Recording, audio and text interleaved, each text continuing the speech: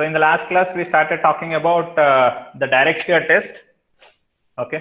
So in the direct shear test, we went on to understand how do we perform that particular direct shear test, and we have seen what data we are going to get from the direct shear test. And we said for different normal stresses applied on soil sample, you get different amount of shear stress that is required to cause the failure in the soil sample. Okay. So for that applied normal stress, how much was the maximum shear stress that your soil sample was capable of resisting is what we have calculated. Like say we have tested 3 samples. So on sample 1, some amount of normal stress sigma 1 is applied. Corresponding shear stress at the failure of the sample is tau 1. And for sample 2, applied normal stress is sigma 2 and the corresponding shear stress at failure is tau 2. And for sample 3, sigma 3 is the applied normal stress and the corresponding shear stress at failure is what we have represented as tau 3.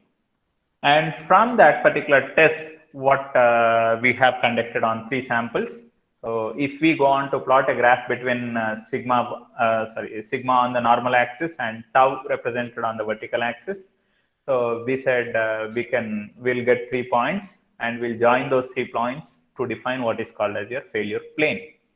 And from that failure plane, we went on to understand how to determine the C and phi values of that particular soil, what we are testing in your direct shear test. And we have also said, if the type of soil what we are trying to test, if it is let's say a dense sand or an over consolidated clay, we said we will have a pattern of the curve something like this.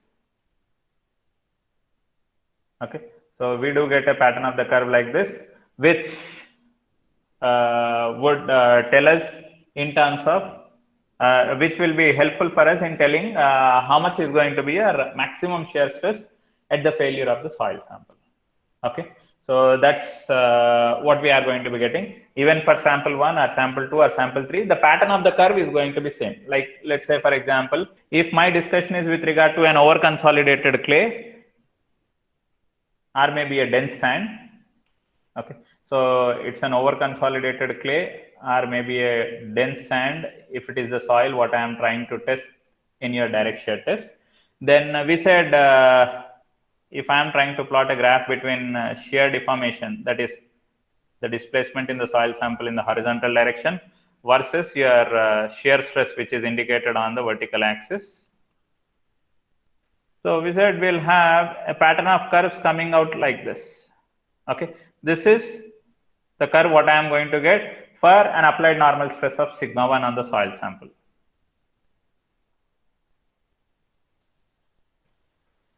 Similar pattern of the curve I will be getting when sigma 2 normal stress is applied. See, this sigma 1, sigma 2 doesn't mean they are principal stresses. Okay, it's a normal stress what is getting applied on the soil sample.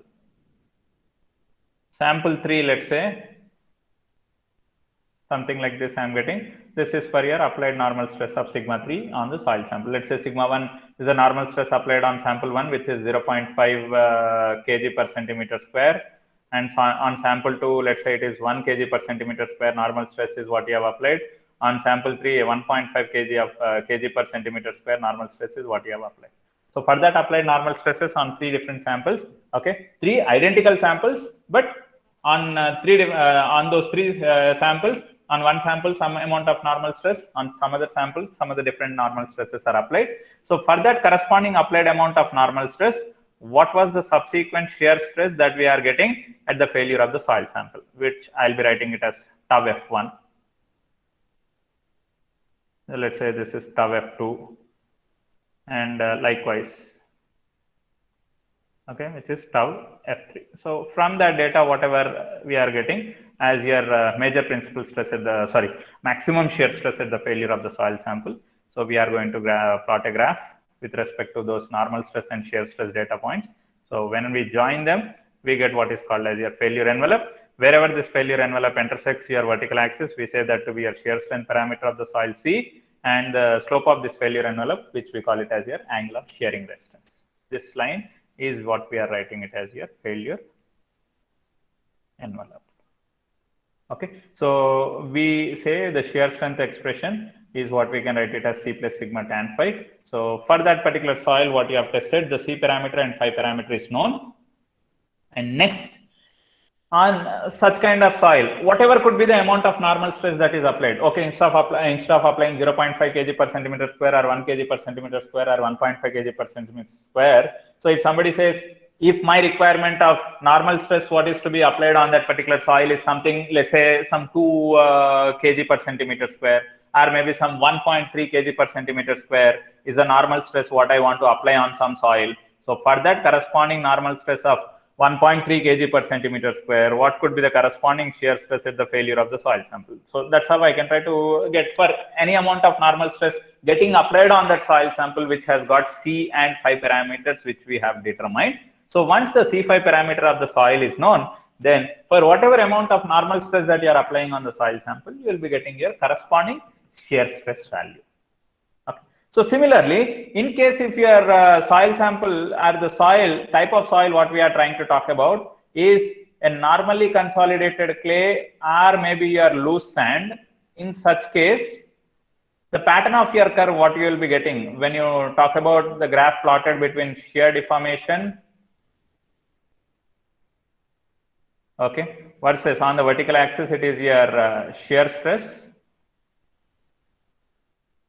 So if the type of the soil what we are trying to talk about is a normally consolidated clay or your loose sand, then for the sample which is subjected to a normal stress of sigma 1, we will be getting some pattern of curve like this. For sample which is subjected to sigma 2 normal stress, we might be getting a curve like this, pattern of the curve. And for sample which is subjected to sigma 3 amount of normal stress, I might be getting another curve like this. Okay, so once for sample 1, I get what is my shear deformation versus shear stress curve. So from that, I'll try to pick out what is my peak shear stress value. That's the maximum shear stress value at failure of sample 1, sample 2, and likewise for sample 3. Okay, so we go on to find it for 3 samples. Once I get that, then I'll go once again to plot your normal stress data versus shear stress values corresponding to the failure of the soil sample, and we get your failure envelope. Okay, now come back to what exactly we are supposed to be starting in today's class. Now look at this particular curve. Okay, this graph what is plotted between shear displacement, that's a horizontal displacement what you are trying to cause in the soil sample. Okay, so I'm trying to plot a graph between shear displacement data on the horizontal axis versus change in height of the soil sample. So how do we determine the change in height of the soil sample? Okay, so either I can represent it as change in height of the soil sample, or I can also try to represent in terms of what is called as volumetric strain. Okay, so what do we mean by volumetric strain? So volumetric strain, how do we define it? So volumetric strain is nothing but change in volume of the soil sample divided by original volume of the soil sample. I know what is the original volume of the soil that is used in your direct shear test. What is the original volume of the soil sample? 6 centimeter by 6 centimeter by thickness of 2 centimeter soil sample I have used. So volume of the soil originally I know. Now in the process of shearing, sometimes what could happen is there could be a change in height of the soil sample that you might come across with. Now that change in height of the soil sample could be a decrease in height of the soil sample, or sometimes it could be an increase in height of the soil sample. Now in which case we are going to come across with a decrease in height of the soil sample, in which case we come across with an increase in height of the soil sample.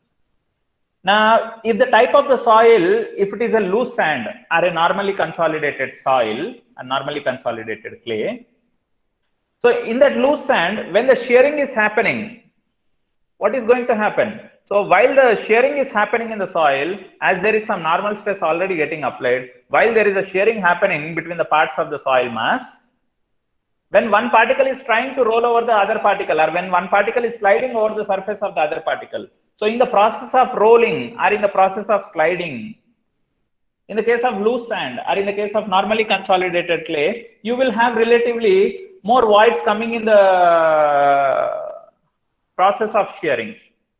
When you are shearing, so soil grain, when the grain finds a void adjacent to it, so it will go and occupy into that, it will go and sit into that void space. So in the process when you are trying to shear that loose sand or your normally consolidated clay, what you are going to see is that, so with the shearing what you are trying to introduce in the soil, your height of the soil sample starts slowly decreasing, because In the process of shearing, compression is slightly happening in your soil, so which indicates a decrease in height of the soil. When I say decrease in height of the soil, in terms of the volume, if I am trying to talk about, so how much is the change in volume of the soil sample?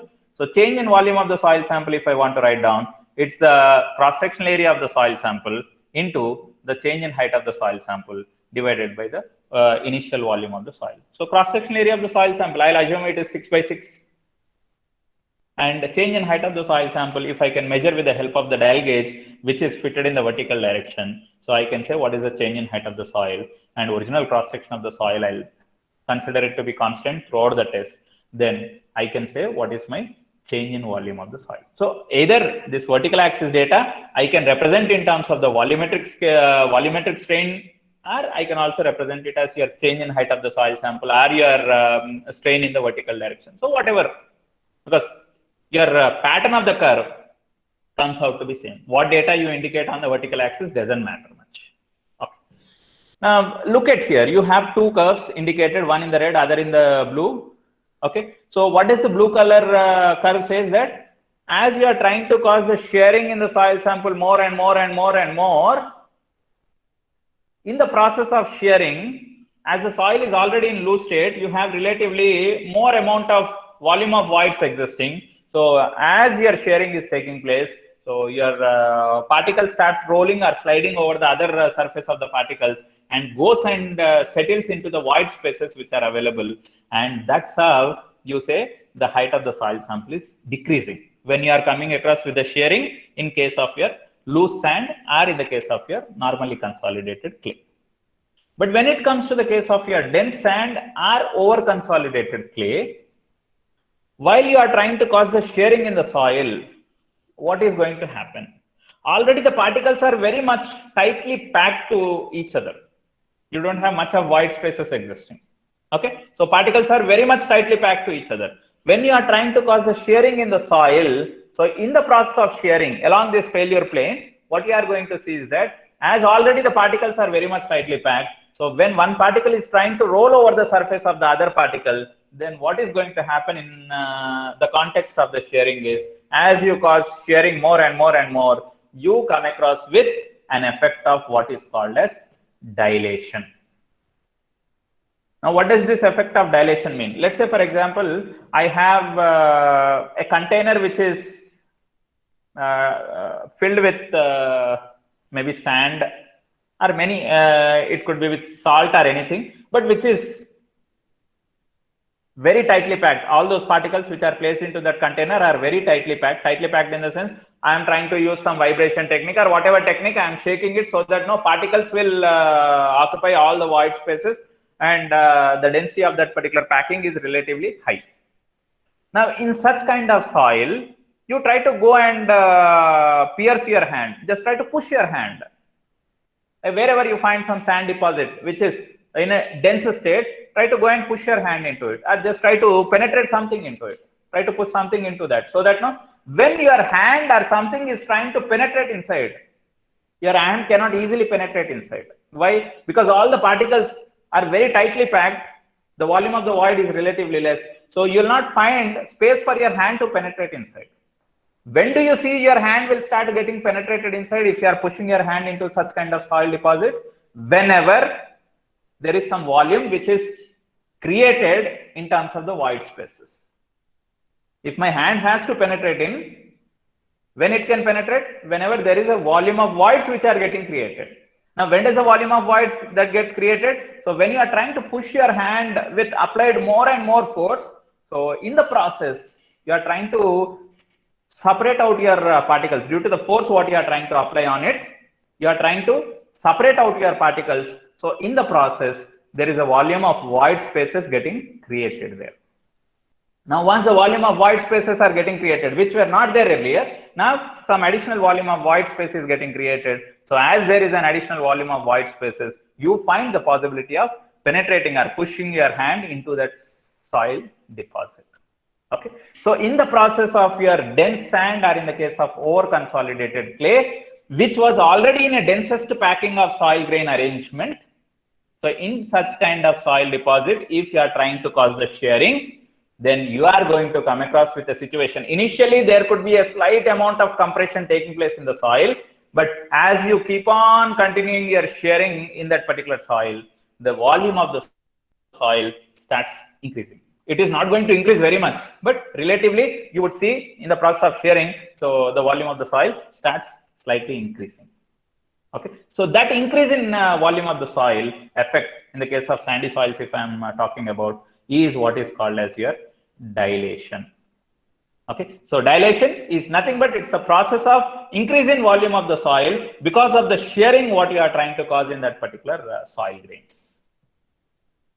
Okay, so that is what very clearly is indicated here. In the case of your loose sand, or maybe in the case of your normally consolidated clay, with more and more amount of shear deformation that you are trying to do, more and more of horizontal displacement that you are trying to introduce in your direct shear box, you could see that your volume of the soil sample is continuously decreasing, which indicates that the height of the soil sample is continuously decreasing and more or less it remains constant.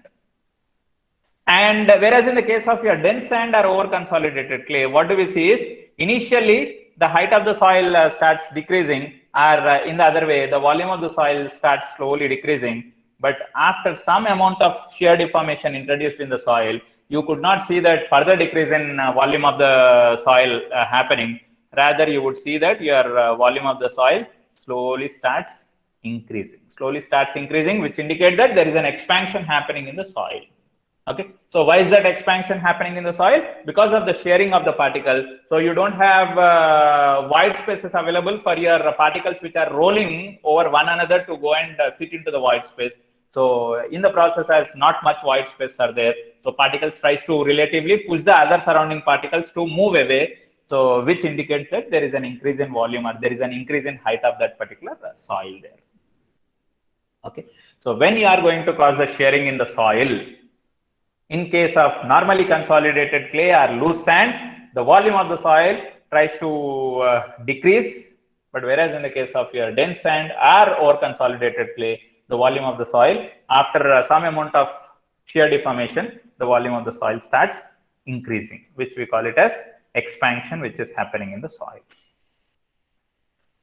In similar way, if we are trying to talk about direct shear test which is conducted on clay type of soils. Okay, so in general, direct shear test is what is conducted on granular type of soils. More often, what we see is direct shear test which is conducted on granular soils. Granular soils in the sense your sandy soil, or to that extent sandy gravel and so on. So why do we perform direct shear test mostly on granular soils? Means, see, while performing a direct shear test, we do not have a proper control on your drainage, what is happening through your soil while the shearing is taking place.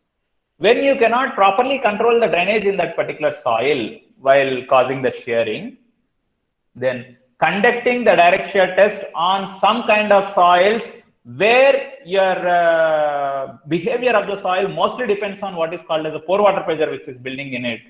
So direct shear test may not be very effective in telling the response of such kind of soils. Okay, so that's the reason we say most of the times direct shear test is not very effective in the case of your fine grained soils, that too particularly in the case of clay soil deposits, because when you are trying to cause the shearing in your clay soil, what is that we are going to see? As you are trying to apply more and more amount of force to cause the shearing in the soil, more and more amount of excess pore water pressures will build in the soil sample.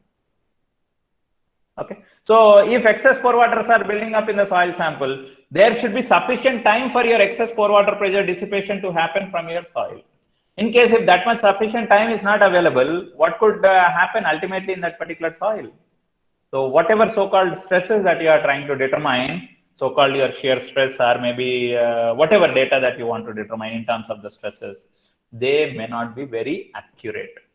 In case if I want to measure your excess pore water pressures very accurately, then the rate of shearing what you want to introduce in the soil should be at a very, very less rate of displacement.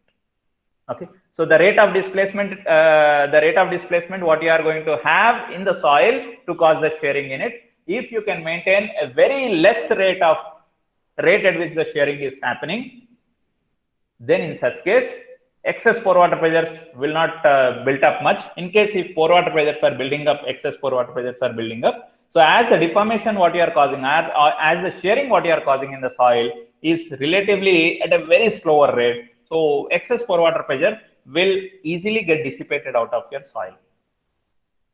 Okay, so if that excess pore water pressure dissipation should happen through your soil while the shearing is caused in the soil in case of direct shear test, so your time required for conducting test on clay soil deposits would be relatively very high. Okay, so one test in the case of your clay soils would even take 1 week, 2 weeks of time, depending on the rate how much you are maintaining to cause the shearing in the soil. But however, similarly, even in the case of triaxial tests also, we'll be talking about, okay, if pure clay soil is used for which the shear strength parameters are to be determined through triaxial test, there also will be requiring 1 week or 2 weeks of time to cause the shearing in the soil sample. But the advantage with your triaxial test is you can set according to your requirements of the shearing in the soil sample. Requirements in the sense whether you want to allow the drainage or whether you don't want to allow the drainage. But whereas in the case of direct shear test, you don't have a proper control in controlling what is called as the drainage condition in that particular soil. Okay, so that's the reason why we mostly prefer what is called as a direct shear test in the case of your granular soil deposits, because there in the case of granular soil deposits, your excess pore water pressure, all that will not be a concern. Why is it not concern? Because the size of the void spaces in the case of your granular soil is relatively large, so time required for excess pore water pressure dissipation is less. Okay, so that's the reason why the direct shear test is more effective in the case of your granular soil, and relatively we don't go for the direct shear test most of the times in the case of your clay soil deposit. One thing is you don't have a proper control on your drainage condition, and second thing is the time required is also relatively high. Even in the case of triaxial test also, the time required for understanding the behavior of your clay soil is high, but there you can have a control on your drainage. So whether you want to allow the consolidation in the soil, not allowing the consolidation in the soil. So whether you want to allow the drainage, not allowing the drainage, while applying the loading, while shearing the soil sample. So various cases will come across with. So that's the reason we most preferably choose clay soil samples tested in the case of your triaxial tests. Okay, not in the case of your direct shear test. But however, if you are going to perform what is called as your direct shear test on your clay soil sample deposits, you might be getting a failure plane. Similarly, sample 1, sample 2, sample 3, if they are tested for different normal stresses, you will be getting different shear stresses corresponding to the failure of the soil sample. So in such case, you might get a failure envelope, something like this. In the case if your type of soil, what we are trying to talk is over consolidated clay, and you might be getting a failure envelope, something like this. In the case the type of your clay, what we are trying to talk about is a normally consolidated clay.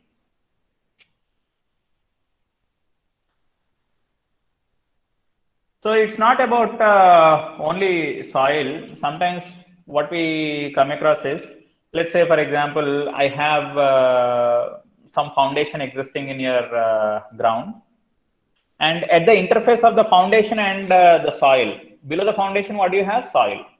So at the interface of this foundation and the soil, or if I am looking at my foundation, okay, this is my foundation, let's say, and this is the ground.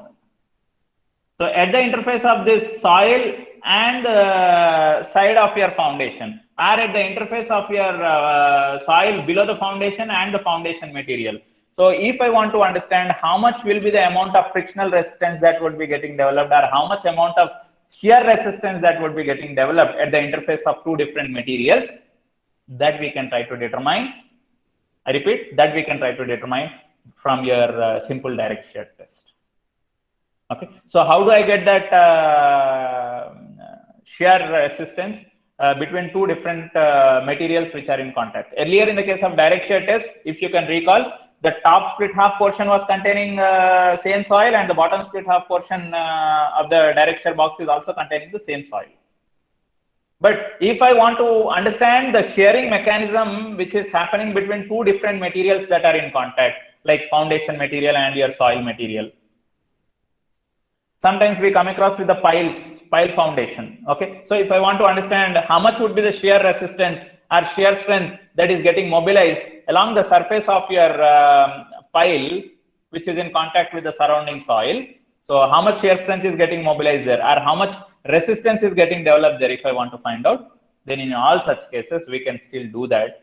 But the way of testing mechanism is something slightly different. So what we try to do here is, in the case of your same direct shear box, we'll once again talk about the same direct shear box, but in the bottom split half portion of the direct shear box, you can place one material, and in the top split half portion of the direct shear box, you can place the other material. So that those two materials which are coming in contact with each other, about their surface of contact is the shearing if you are trying to introduce. Okay, this is your foundation material, this is my soil material. Now I am just trying to cause the relative shearing between these two materials that are in contact, and by introducing the relative shearing between these two materials that are in contact, then what I am trying to get, the maximum shear stress that gets developed at this surface of contact at the failure.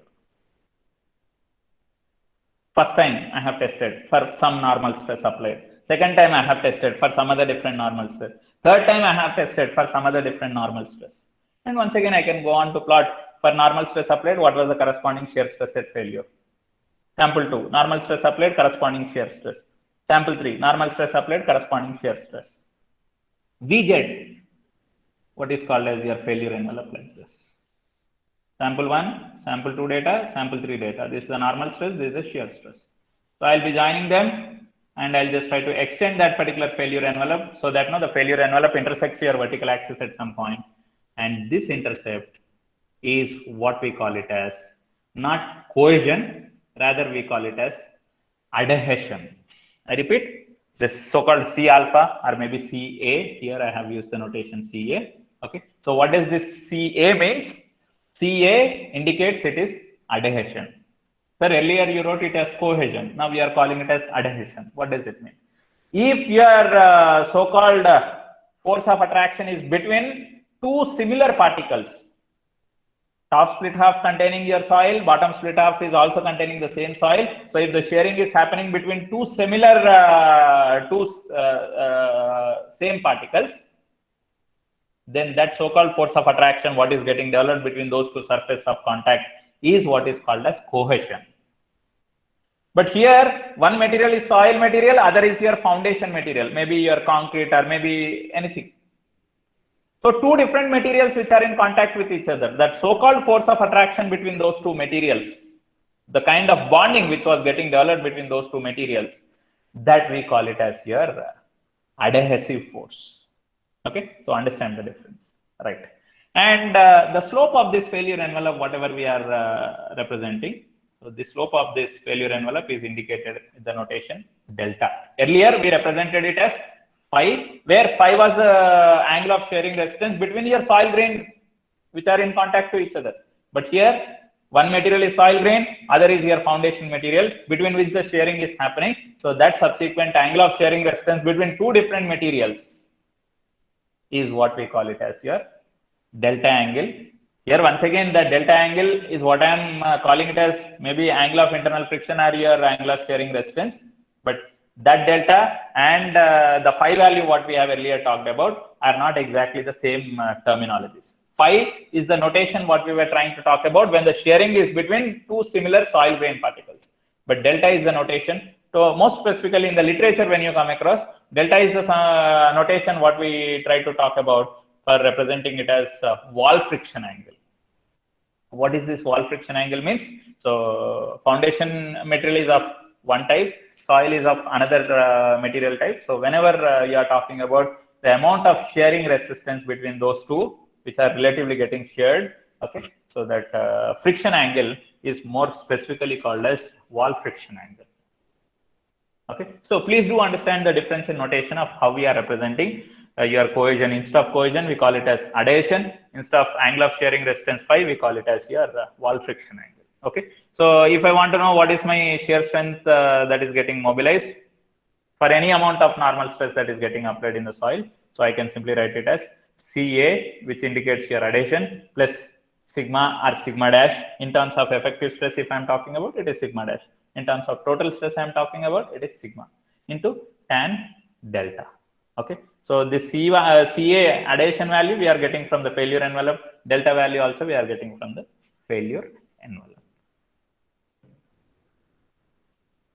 What are the advantages and disadvantages of your direct shear test? Okay, so some of those advantages what we have got for your direct shear test is very simple and very quick to get performed.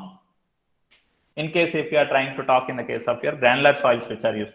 If it is a clay soil deposit, yes, if I need to exactly get the shear strength parameters of the clay, so you cannot say your test is going to be quick. It is relatively slow test only. And interface shear strength parameters can also be determined. Like the example of, it's not that shearing when it is happening between two same soil particles. In case if the shearing is, if you want to understand the shearing resistance getting mobilized between two different materials that are in contact, then still by making use of this direct shear test, we can try to perform that.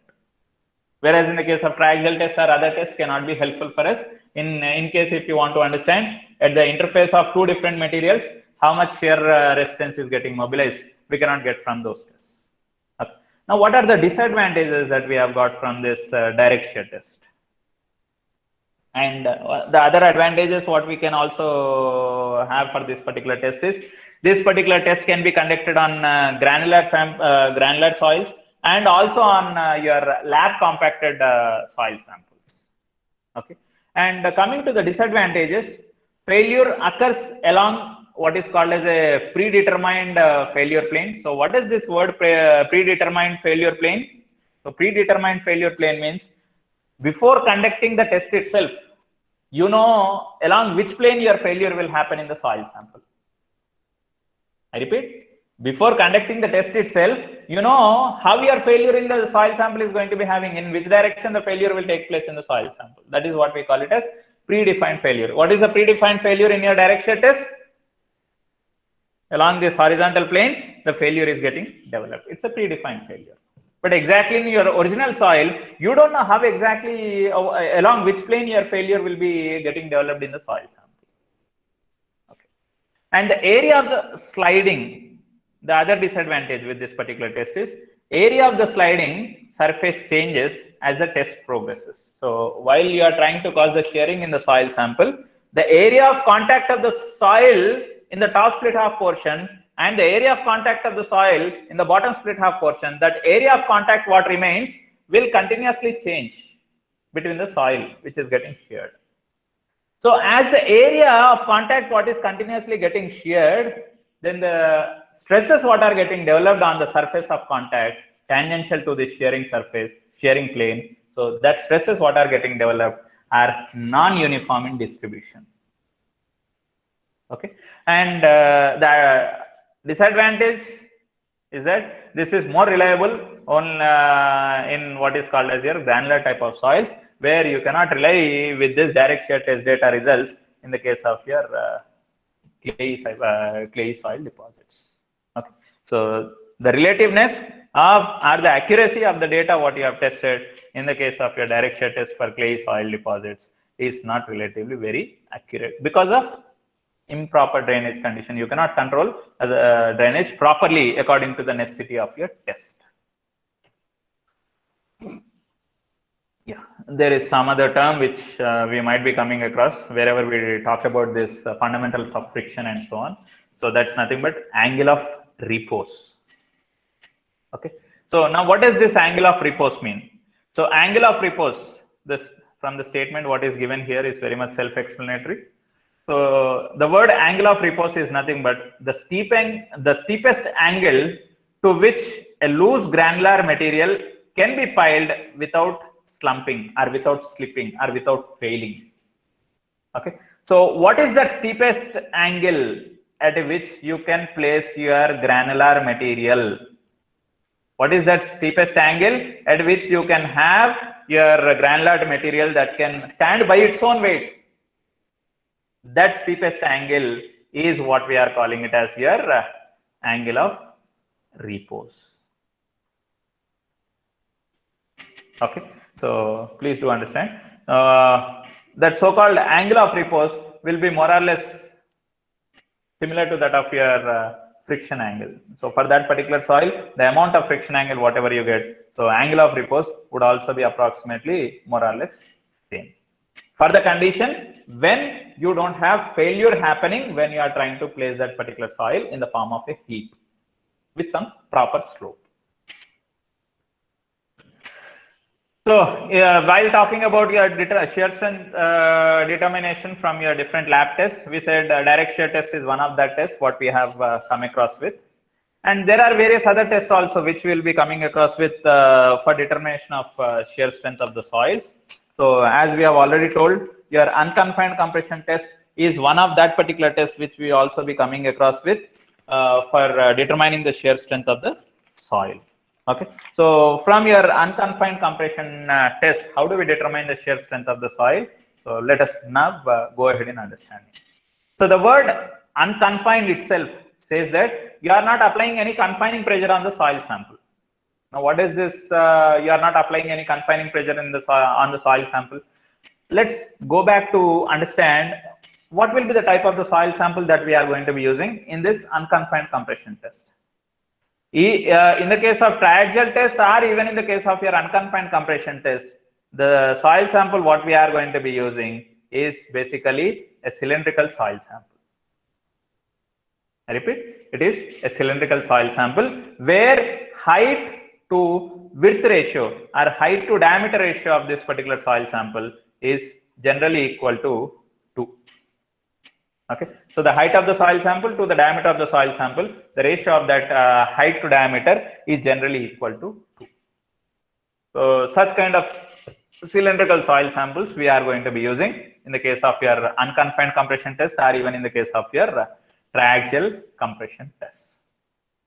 Okay, so earlier when we were trying to talk about regarding the shear strength parameters, how we are going to have your failure envelope defined from your Mohr Coulomb failure criterion based on Mohr circle concepts, we said, okay, if I'm having my cylindrical soil sample, which is subjected to what is called as your major principal stress sigma 1 in the vertical direction and the minor principal stress, which is considered as sigma 3 acting in the horizontal direction. So for this state of stress acting on the soil element, then we went on to say, okay, for consider total stress, I'll go on to draw your Mohr circle. So this indicates you what is sigma 3, this indicates you what is sigma 1, and the vertical axis represents your shear stress. Now, when it comes to the case of your unconfined compression test, the word itself says it is unconfined. Unconfined in the sense laterally on the soil sample. First, whenever you are trying to talk about any triaxial test, I'll just give an idea of triaxial test and I'll come back to exactly what is unconfined compression test, which unconfined compression test, we also call it as UC test. In some literature, you might also find it represented as UCC test, unconfined compression test. Okay, so I'll just try to come back to this unconfined compression test, what is exactly happening in the test, with a slight introduction given to your triaxial compression test. In the case of the triaxial compression test, what we basically do is, let's say this is my cylindrical soil sample. In the process of your triaxial test, we have two different stages of loading. I repeat, we have two different stages of loading. First stage of loading is what we call it as applying confining pressure.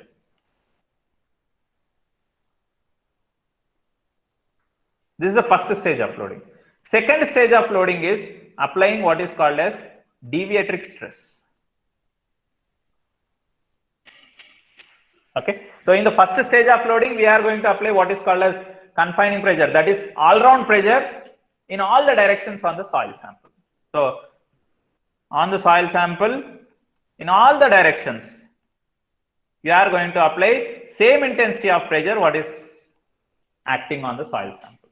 So it means in the vertical direction as well as in the lateral direction, the intensity of stress in stage 1, what we are applying is going to be same. And that intensity of stress, what we are applying in all the directions, which is represented to be same, is what I am going to be indicating it as, let's say, sigma 3, which is otherwise also represented as sigma C. What does sigma C represents? It's indicating you what is called as your confining pressure. So how much is that confining pressure? Or we also call it as cell pressure. Why is it called as cell pressure? I'll try to talk about it while discussing about triaxial test exactly. Okay. So we place your cylindrical soil sample inside what is called as a triaxial cell. Okay. So that's the reason why whatever the pressure that is applied on the soil sample inside the triaxial cell, we call it as even your cell pressure, or we also call it as your confining pressure. Okay, this is first stage of loading. Now, in the second stage of loading, what we are going to be doing is we additionally apply along with whatever confining pressure that is getting applied on the soil sample. In addition to that, what we are going to be applying on my soil sample is we apply what is called as deviatoric stress, okay, which is indicated as sigma D. Or we also see sometimes represented this as delta sigma. What does that delta sigma means? Increment in stress which is getting applied on the soil sample only in the vertical direction. Why only in the vertical direction? Because most of the times in different geotechnical engineering structures, what we come across is due to the superstructure, the load increment in the soil is mostly happening in the vertical direction. Okay, so that's the reason why in general, whatever we are trying to talk about is in general application. Okay, so in the second stage of loading, we are going to apply what is called as a vertical stress. We are trying to additionally introduce along with the confining pressure what is acting on the soil sample all around.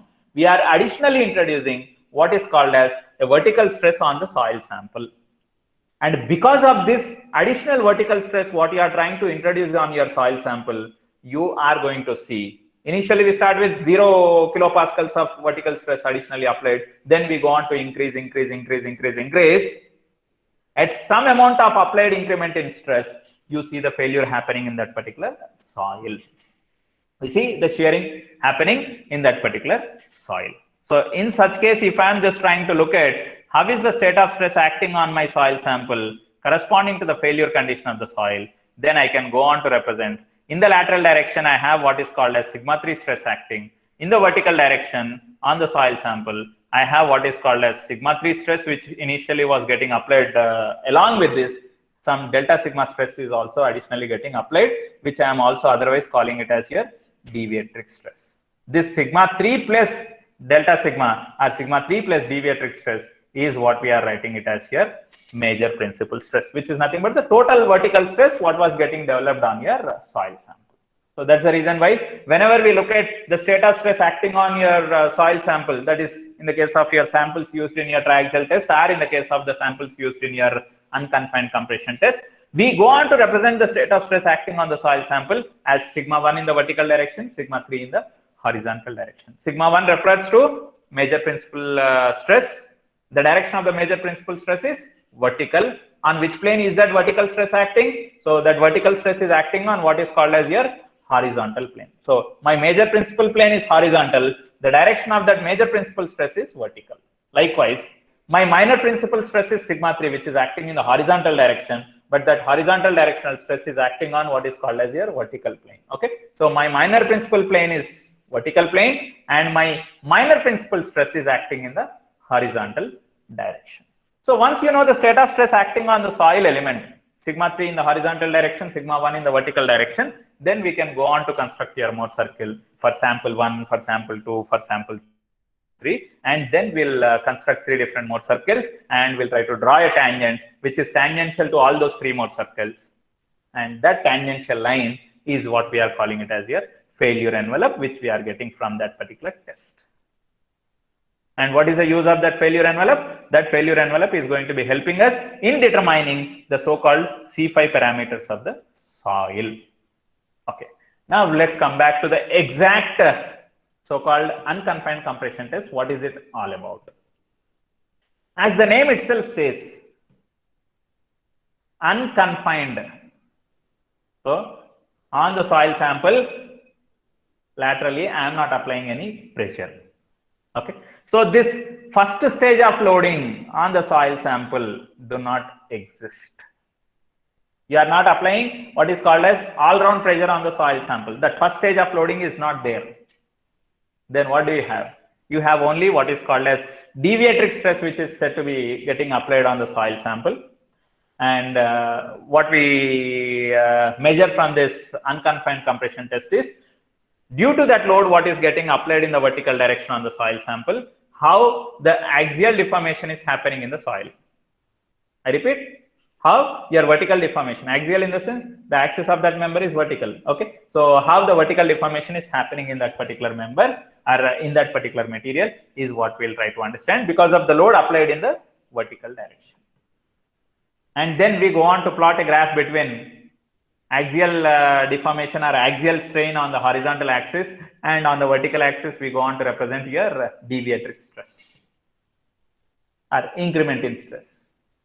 And with increase in axial strain or axial deformation in the soil sample, you are going to see an increase in stresses that are getting developed in the soil sample, and at some amount of stress you would see the failure happening in the soil sample. Okay. And that stress we try to calculate. How much is that stress corresponding to which the failure is getting initiated in the soil sample? So my sigma 1 value in the case of unconfined compression test, if I am looking at my state of stress acting on the soil sample, so the state of stress what I will be having is, so here in this case sigma 1 is nothing but it is equal to sigma d, that is your deviated stress what you have applied, and whereas your sigma 3 is nothing but it is equal to 0, because you are not applying any confining pressure on the soil sample. So in the lateral direction, the amount of minor principal stress is nothing but 0. Now with this particular state of stress acting on the soil sample, if I go on to construct the Mohr circle, then I can construct my Mohr circle, because sigma 3 point always passes through the origin, and sigma 1 is nothing but it is equal to your deviatric stress. Okay. Now coming to this unconfined compression test, how many number of samples we are required to be testing? Earlier, in the case of direct shear test, or maybe in general discussion with regard to the Mohr circle concept, that's a Mohr Coulomb failure criterion when I have defined it, I said go for minimum of 3 samples to test, so that in case one soil sample is not giving correct results also, at least with the help of the other 2 results, you can go on to draw your failure envelope. But when it comes to the case of your unconfined compression test, even one sample is also sufficient enough. I repeat, even one sample is also sufficient enough for representing your failure envelope. Sir, only one sample. If the test conducted on that one sample itself is giving a wrong data, then how do you cross verify your result? So then go on for conducting tests conducted on two soil samples. In case if you say your test conducted on soil sample 1 and soil sample 2 are exactly correct, then your test results what you are going to be getting for sample 1 and sample 2 are also same. Sir, how come they are same? Because you are not applying any confining pressure. Theoretically, if I am not applying any confining pressure on this soil sample, if I am taking 2 identical soil samples, load required to be applied on this soil sample to cause the failure, or load required in the second soil sample to be applied to cause the failure. So theoretically, in case 1 or case 2, the amount of load required would be same. In case if there was a confining pressure which was getting applied on the soil samples, let's say sample 1 is subjected to a confining pressure of some 0.5 kg per centimeter square. Sample 2 was subjected to some other confining pressure, let's say 1 kg per centimeter square. Sample 3 was subjected to 1.5 kg per centimeter square confining pressure. Then automatically the intensity of load what is to be applied on soil sample 1 in the vertical direction, on sample 2 in the vertical direction, on sample 3 in the vertical direction, then the amount of force required to cause the shearing in sample 1 in vertical direction would be different from sample 2 from sample 3. That's the reason why you get different Mohr circles, and for that different Mohr circles you are drawing a tangential line to get what is called as your failure envelope. Okay, so let's quickly go through how do we get the results from this unconfined compression test. And as we see here, so this is more effectively performed or more effectively used in the case of your cohesive soils. But however, sometimes people even try to do in the case of your partially saturated sand. But challenge is preparing that sandy soil, cylindrical sandy soil sample is going to be a great challenge for performing what is called as your unconfined compression test on your sandy soil deposit. Because sand, which is said to be relatively non-cohesive in nature, so you will find the difficulty of holding your sand sample intact with each other without having the collapse in the sand soil skeleton structure. Okay, this is how your test setup basically looks like. Okay, you can see the clear picture how it is going to be looking like. Yeah, here is your cylindrical soil sample, what we are trying to talk about. And this cylindrical soil sample, whatever we are talking about, is placed over a pedestal. Okay, it's a kind of a bottom platform. And the top of this soil sample, you will have a kind of a glass plate or something which you will be using, or maybe a steel plate, okay, which we call it as your top platform, which is coming in contact with the top of the soil sample directly, or in between this top platform and top of the soil sample, you will have a kind of a glass plate which is going to be used, or a fiber glass is something what glass disc basically, which we will be using, so that whatever load directly comes from your top platform will not get transferred onto the top of the soil head. In turn, your fiber glass plate or fiber glass disc will first take the load and then uniformly distributes that load over the complete cross-sectional area of the soil sample. And if you look at here, this vertical members are going to be acting like the reaction frames, because from the bottom, your piston will continuously get lifted in the upward direction to develop what is called as the reaction onto your soil sample. So reaction in which direction it is getting developed in your soil sample? Ultimately, if the piston is trying to move in the upward direction and the reaction frame is very much firm in its position, then automatically the soil in between this bottom platform and the top platform start getting subjected to what is called as your compressive nature of force, because you are trying to move these two closer to each other, indicating that in the vertical direction you are trying to introduce what is called as your vertical stress in the soil sample. Now, the amount of vertical loading what you are trying to transfer into your soil sample is read from what is called as a proving ring. Here you have what is called as a proving ring. So from this proving ring, you have a dial gauge, you have a dial inside that proving ring, which is going to be helping you in reading how much amount of load which is getting transferred onto your soil sample. And for that amount of load what is getting transferred onto the soil sample, how much is the deformation that you are seeing in the height of your soil sample, in the height direction. So how much deformation you are coming across in with your soil sample, which is measured with the help of dial gauge, whatever you have. This is your dial gauge. Okay, so the vertical deformation in the soil sample is measured with the help of dial gauge, whereas the amount of load what was getting transferred onto your soil sample is measured with the help of your proving ring, which is provided there. Okay, so as you continuously keep on increasing the loading on the soil sample, so at some amount of load what is applied on the soil sample, for some corresponding amount of shear deformation that took place in the soil, you would see the failure getting developed in your soil.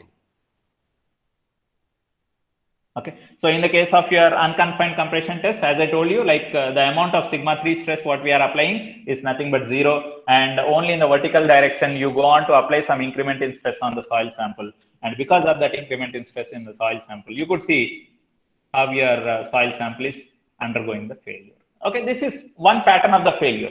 It's not compulsory that always you are going to have some failure surface very identically developed.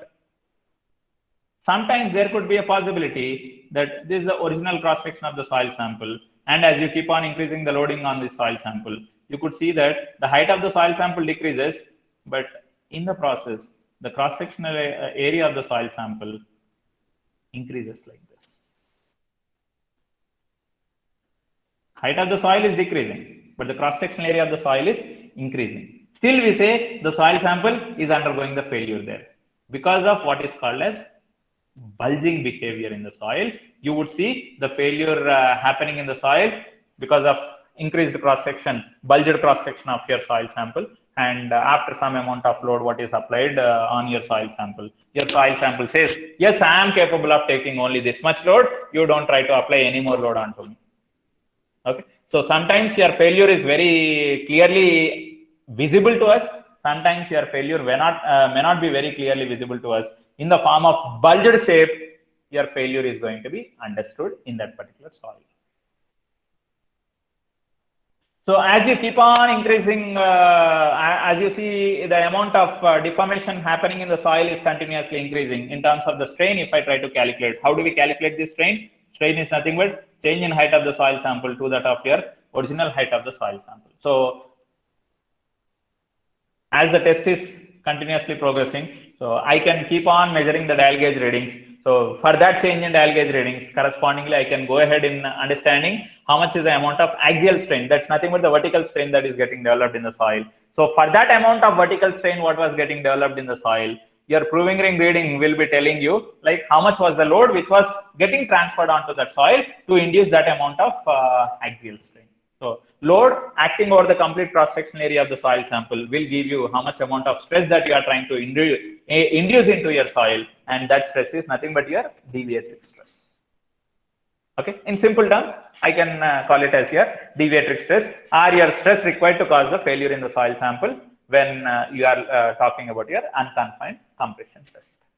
Okay, so if I am going to be plotting a graph between your axial strain on the vertical axis and your corresponding vertical stress that was getting induced in your soil sample, you might be getting a pattern of curve like this.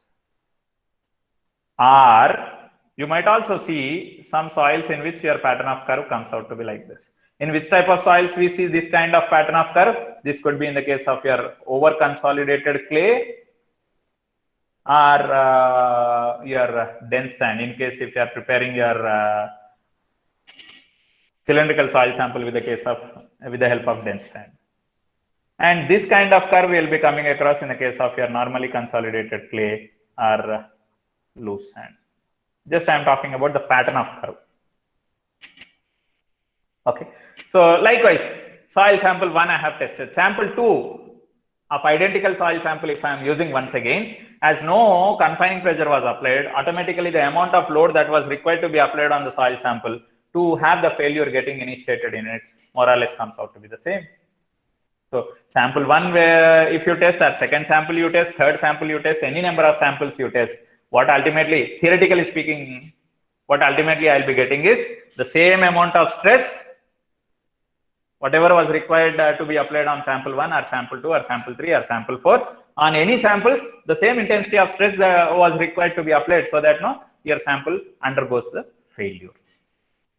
Okay, so from your stress versus strain curve, whatever you have plotted, you can try to see what is your peak value, what is the maximum stress at which the failure happened in that particular soil. So that maximum stress point I can try to calculate. Okay, and that maximum stress point is nothing but which is going to be helpful for me in understanding what is the state of stress that was getting applied on my soil sample. So what was that maximum stress that was getting applied on my soil sample is what I can simply write it as your sigma 1, which is nothing but your deviatoric stress in this case, because there was no sigma 3 that was getting applied on my soil sample. So sigma 3 is simply equal to 0. So with this particular state of stress, if I go on to construct my Mohr circle, so how do I get my Mohr circle? Sigma 3 value is 0, so that point is at the origin, and sigma 1 value is something what I have. So sigma 1 minus sigma 3 by 2 is indicating me what is called as the radius of the Mohr circle, with center of the Mohr circle existing at a distance from the origin. From this origin, the center of the Mohr circle exists at a distance of sigma 1 plus sigma 3 by 2. And you have sigma 3 is 0, so it is nothing but sigma 1 by 2. And radius of the Mohr circle would be how much? Generally, we say the radius of the Mohr circle is nothing but sigma 1 minus sigma 3 by 2, and sigma 3 is 0. So automatically, the radius of the Mohr circle, what we'll be getting is sigma 1 by 2. That's nothing but the central distance where the center of the Mohr circle is there, because sigma 3 is 0.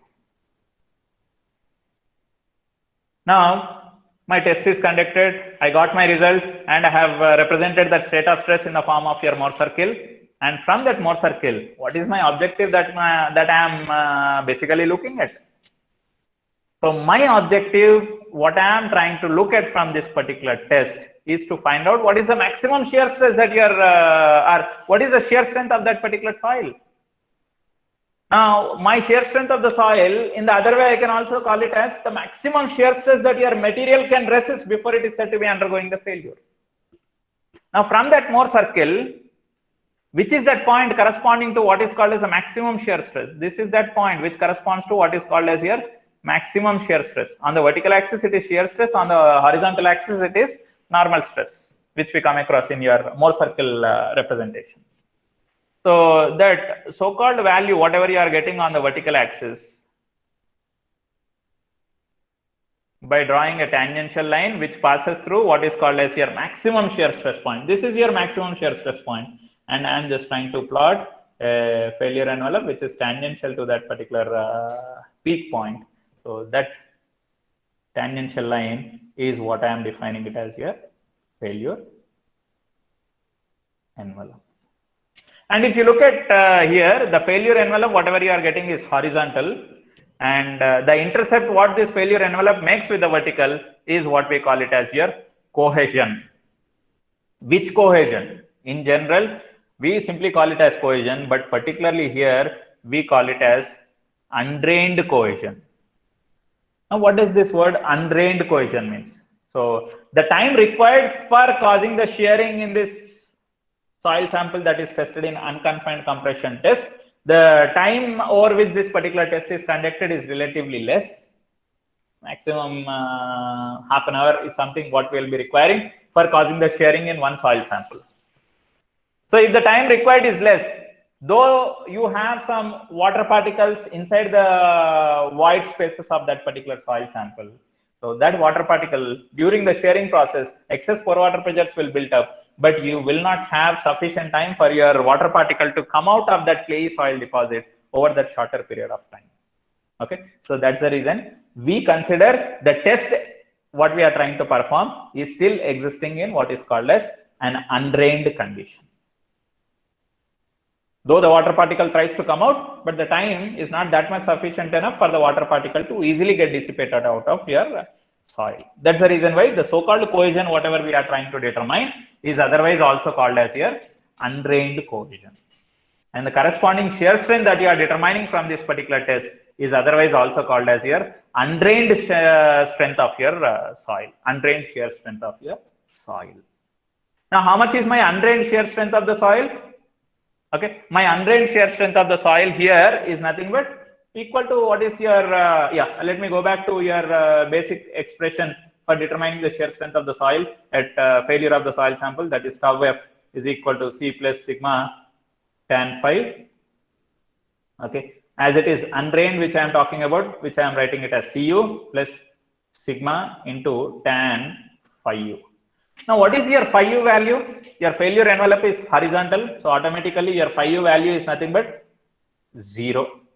If phi u is 0, automatically tan 0 is 0. So this total term, second term, is of no use. Then what is your undrained shear strength of the soil is equal to? The undrained shear strength of the soil is simply what I can write it as your undrained cohesion value of that particular soil.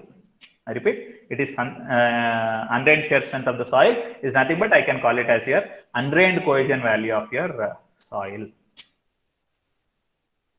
Okay, and you come across with another term, this so-called, when I look at this state of stress acting on the soil sample.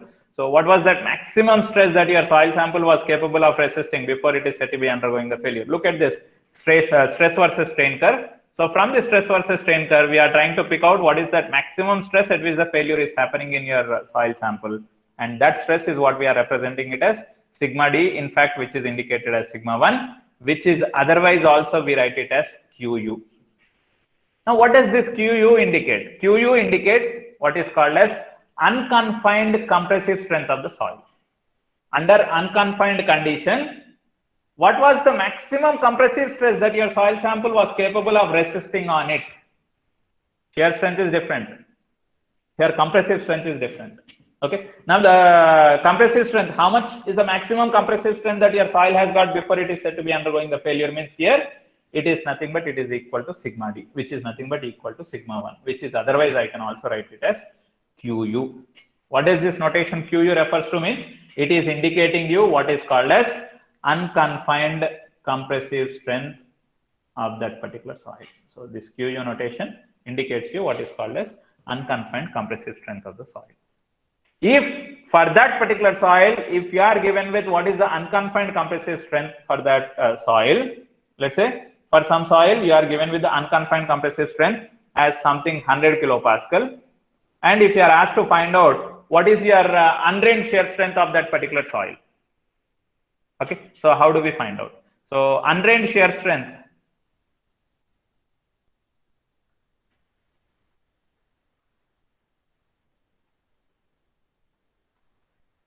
which I am writing it as tau f, is nothing but it is equal to Cu. Earlier we have seen. Now what does this Cu is equal to? Cu indicates Cu value is nothing but it is equal to your radius of the Mohr circle. Now what was the radius of the Mohr circle equal to? So radius of the Mohr circle is nothing but sigma 1 by 2, because radius of the Mohr circle exactly we should write it as sigma 1 minus sigma 3 by 2, whereas sigma 3 is 0. So my radius of the Mohr circle is simply nothing but sigma 1 by 2. What is sigma 1 otherwise also represented as Qu by 2. So my undrained shear strength of the soil is nothing but it is equal to half of your unconfined compressive strength of that particular soil. Okay, so my undrained shear strength of this particular soil, for which unconfined compressive strength is 100 kilopascal. So undrained shear strength of this particular soil, tau f, if I am calculating, is nothing but Qu by 2, which is 100 by 2, which is equal to 50 kilopascal. Okay, so we have to understand from that particular failure envelope, whatever we have defined. So we are trying to find out what is my unconfined compressive strength of that particular soil, which I am writing it as Qu. And once we know the unconfined compressive strength of the soil, then we go on to get what is your undrained shear strength of the soil, which is equal to your undrained cohesion value of that particular soil. Okay, for one soil sample, if we are trying to carry out our test, and if the test results are noted down, so this is how we'll be getting the test data. But in the case of your track gel test, or in the case of your unconfined compression test, we are going to be looking after for one correction which we are going to be applying. So what is that correction means? When you are trying to apply the vertical increment of load on your soil sample, so due to that vertical load what you are trying to apply, the compression is happening in the soil. As I told you, because of that compression, you would see the cross-sectional area of the soil sample starts increasing. Bulging starts happening in the soil as you are trying to compress the soil. Okay, so because of that bulged cross-section, what is going to happen? The area of cross-section is increasing. If the area of cross-section is increasing, then the load whatever you are applying over a larger area will relatively induce less amount of stresses when compared to that of stress what you calculate for a constant cross-sectional area what you assume. Okay, if I consider the cross-sectional area of the soil sample throughout the test to be remaining constant, then the area is less than that of the actual condition of your bulged shape.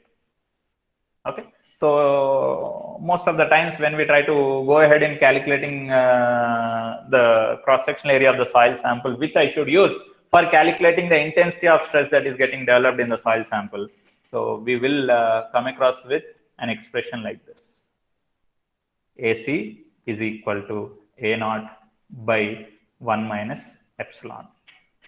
What is A naught? It is the initial cross-sectional area of the soil sample. What does this epsilon mean? Epsilon means it is the amount of strain that is getting developed in the vertical direction in your soil sample. If I know that amount of strain, then I can substitute that corresponding amount of strain, and we go ahead in calculating what is the correct cross-sectional area of the soil sample. And once I know what is the correct area of cross-section of the soil sample at that time, then amount of stress what I am going to be calculating for that applied loading on the soil sample.